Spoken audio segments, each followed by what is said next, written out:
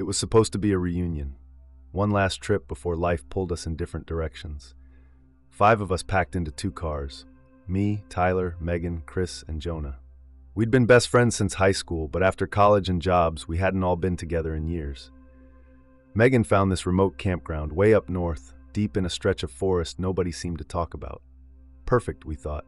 No cell service, no traffic, just tents, beers, and stories around a fire like we used to. We never should have come. The first night felt like old times. Laughter echoed through the trees, firelight flickering across our faces. We passed around a bottle of whiskey and roasted marshmallows until the stars came out, thousands of them stretching over the treetops like a map we'd never read. It was quiet, too quiet. "Dude," Chris said, breaking the silence, "is it just me, or are there no animals out here?" We stopped. He was right. No crickets, no birds, not even wind.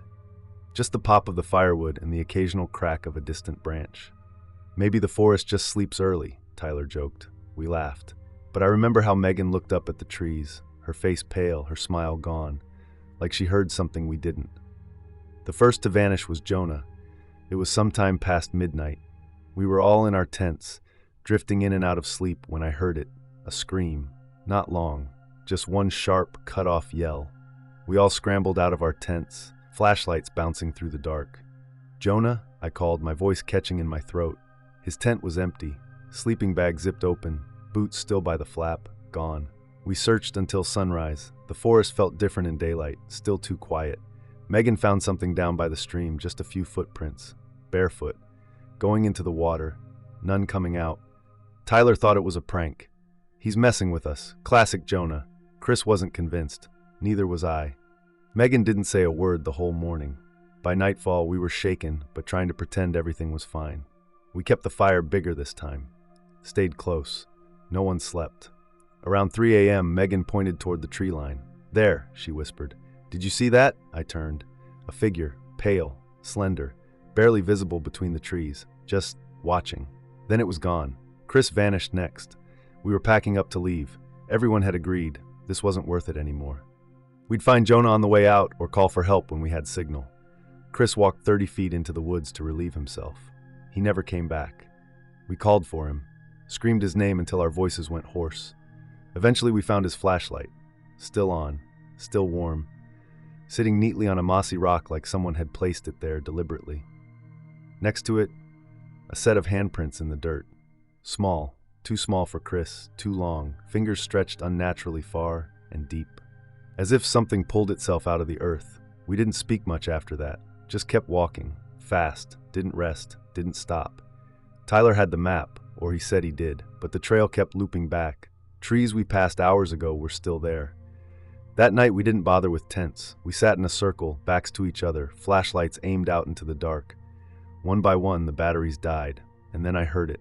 Breathing, heavy, wet, right behind me. I turned. Tyler was gone. No sound. No scream, just gone.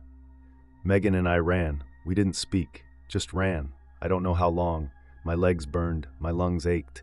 The forest never ended. When we finally stopped, I collapsed next to her, trembling. She didn't say anything, just stared at the trees. "Megan," I whispered, "what the hell is happening?" She looked at me, eyes hollow. "I think we were never supposed to come here," she said. "This place, it remembers." Before I could ask what she meant, she was pulled into the dark, not dragged, not lifted, just pulled down into the dirt, like the forest had opened up and swallowed her whole. Now I'm alone. I haven't eaten in 2 days. My water's gone, my flashlight's dead. But the path just keeps going. The same trees, the same moss, the same rock with the flashlight still sitting on it. I'm walking in circles. I know I am, but I can't stop. Because every time I sit down, I hear it. Breathing. Behind me, beside me, inside me. And sometimes at night, I see their faces in the dark. But they're not my friends anymore. Their smiles are too wide. Their voices all whisper in unison. "You're the last one, come home." And the forest smiles with them.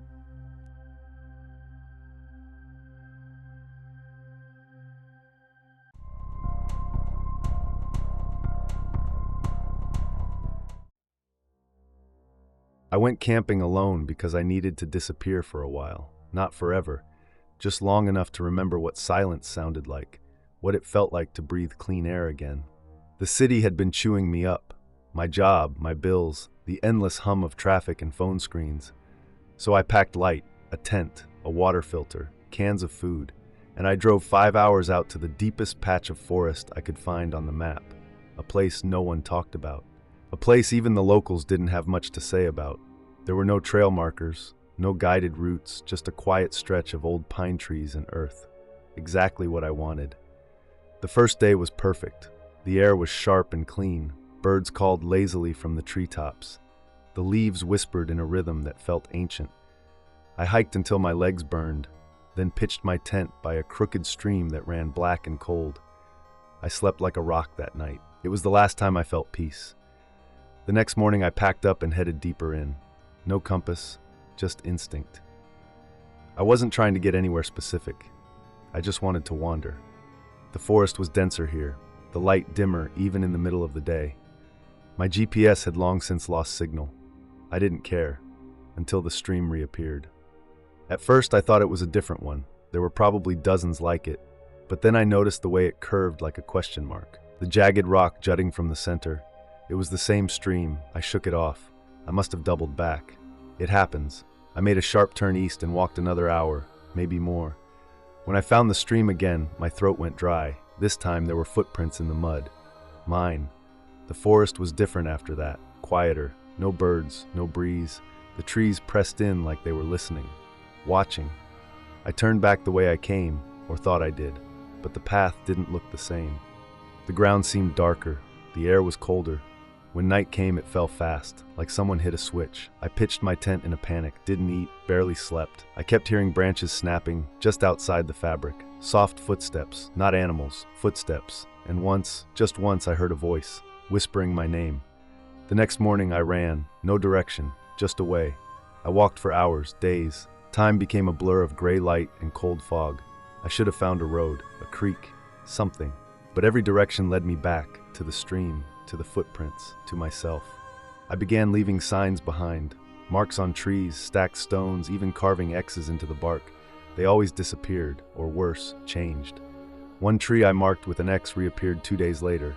The mark reversed like a mirror. Another time I left a red ribbon on a branch. When I passed it again, the ribbon was wet, with something dark. Not rain, it smelled like iron. The forest was alive, not in the poetic, beautiful way. It watched me, it moved, it remembered. I saw shadows that didn't belong to me. I heard breathing that wasn't mine. Sometimes, just before falling asleep, I'd see figures standing among the trees, too tall, with limbs that bent the wrong way, always just at the edge of sight, waiting. One night I built a fire, not because I needed warmth, but because I needed to see, to push back the dark. As the flames cracked and spat embers into the night, I felt a strange calm. And that's when I saw him, sitting across from me. Me, same face, same eyes, same torn jacket. He didn't speak, he just smiled, then stood up and walked into the woods.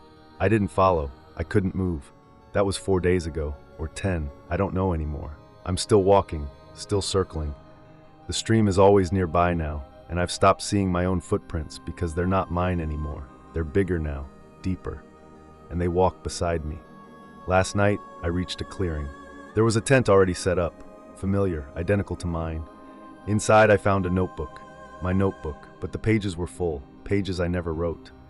The last entry read, "Don't stop walking. Don't look behind you. It waits for that."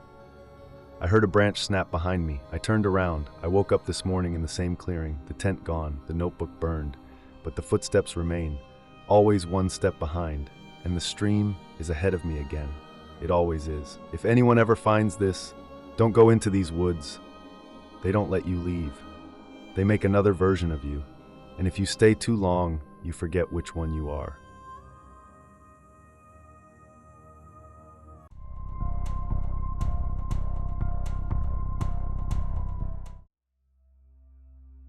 There's something strange about mountain silence. It's not like the quiet in a house at night or the lull in a city after a snowstorm. It's deeper, heavier, the kind of silence that feels alive, like the mountain itself is listening. We were 5 friends on a long weekend camping trip. Me, Mike, Danny, Jenna, and Claire. College buddies turned weekend adventurers. We packed light, hiked deep into the tree line, and set up camp by an old, forgotten trail that hadn't seen hikers in years. No cell service, no cars, just us, the cold mountain wind, and the promise of stars. The first night was perfect. We drank around the fire, told the usual ghost stories, laughed until our throats were sore. The fire crackled, the trees whispered above us, and I remember thinking, this was exactly what we needed. If I'd known what was coming, I'd have dragged us all back down that trail. It started the next morning. Mike had gone to get water from a nearby stream. When he returned, his face was pale, his voice low. "There's a guy," he said, "old man, just sitting by the river." We exchanged uneasy glances. "Out here?" Jenna asked. "Alone?" "Yeah, just sitting on a rock, staring at the water. I tried saying hi, he didn't even look at me." "Probably some mountain hermit," Danny said, trying to laugh it off. "They're harmless." But Mike wasn't smiling. He looked weird, pale. His clothes were old, like decades old. Claire asked, "What do you mean?" Mike hesitated. "Like what your grandpa might have worn in the 1950s, worn down suspenders, torn flannel, and his eyes." He paused. They didn't move. He just stared at the stream. We hiked back with Mike to the stream, but there was no one there. Only the flat rock by the water, slightly wet like someone had been sitting there. None of us spoke. The mood shifted. That strange, heavy silence had crept back in, thicker than before, the kind that makes you whisper for no reason. That night, the wind picked up, the trees creaked and groaned. We sat around the fire again, but no one told stories. We all kept glancing into the woods, expecting to see someone standing just beyond the firelight, and then we heard it, a slow, scraping sound, like something dragging across stone. We froze. Flashlights clicked on. Nothing. But that silence, that listening silence, it was closer now. We turned in early, or at least we tried to. I woke up sometime around 2 a.m. At first, I wasn't sure what had stirred me. Then I heard it, just outside the tent. Footsteps, slow, deliberate, crunching in the frost. I held my breath. The sound circled the tent once, twice, then stopped. I waited for a voice, for someone to unzip the flap, but there was nothing. Eventually, I drifted back into a restless sleep. By morning, Mike was gone. We searched the whole area, screamed his name, followed the trail down toward the stream. Nothing. No footprints. No trace. Only the rock again. This time, the center was dry, but the edges were smeared with something dark. And above it, carved into the bark of a nearby tree, were two words, "Still here." Claire wanted to call for help, but there was no signal. Jenna started crying. Danny was silent, pale as a corpse. We packed our things. It was time to go. But the trail had changed. We followed the same direction we'd hiked in from, but something was wrong. The terrain didn't match. Trees we hadn't seen before, deadfall that hadn't been there, like the trail had rewritten itself. Hours passed. The air grew colder, the woods darker, and then near dusk we saw him, the old man, standing in the middle of the path, his back to us. He wasn't moving. "Hello?" I called. My voice sounded too loud, like I was interrupting something. The man turned. His skin was gray like stone, his eyes sunk deep into his skull, pupils like pinpricks, and his clothes Mike's hoodie. My stomach dropped. "You shouldn't be here," he said in a voice that sounded wrong, like it had been borrowed from somewhere else. "What did you do to our friend?" I asked. The man tilted his head, smiled with cracked lips. "I found him, like I found the last ones." Jenna stepped back. Who are you?" The man blinked slowly, as if trying to remember. "I used to be someone," he whispered. "Once, before I listened, before I played." Claire asked, "Played what?" His smile widened. "The piano."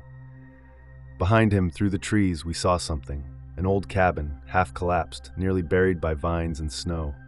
From inside came the faint, unmistakable sound of a piano playing, a broken, lurching tune, as if the notes were crumbling as they were played.